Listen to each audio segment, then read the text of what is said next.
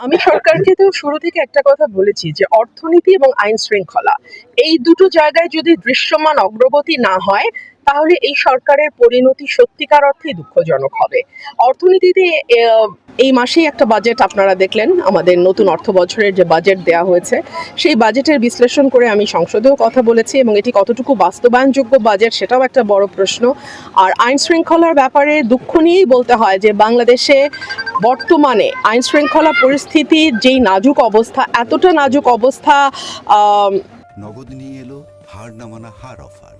সর্বনিম্ন 10,000 টাকা রেমিটেন্স নগদে পাঠালে থাকছে স্বর্ণের হার জেতার সুযোগ। মানে নিকট অতীতে ছিল না।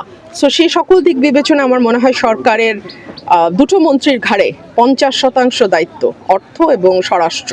কিন্তু আনফর্চুনেটলি স্বরাষ্ট্রমন্ত্রীর অন্য সকল মন্ত্রণালয়ের ব্যাপারে যতটুকু আগ্রহ, উৎসাহ এবং অতি তৎপরতা, এই তৎপরতা যদি উনি ওনার নিজের মন্ত্রণালয়ে দেখাতেন তাহলে দেশবাসী উপকৃত হতো। তারা শোন অ্যারেস্টের কালচার শুরু করেছে। একটা মামলা হয়েছে, জামিন নিয়েছে, সাথে সাথে আরেকটা মামলা, এবং এলাকায় এলাকায় বিএনপির লোকাল নেতাকর্মীরা মামলার ব্যবসা করছে। এটা আমি সংসদেও বলেছি।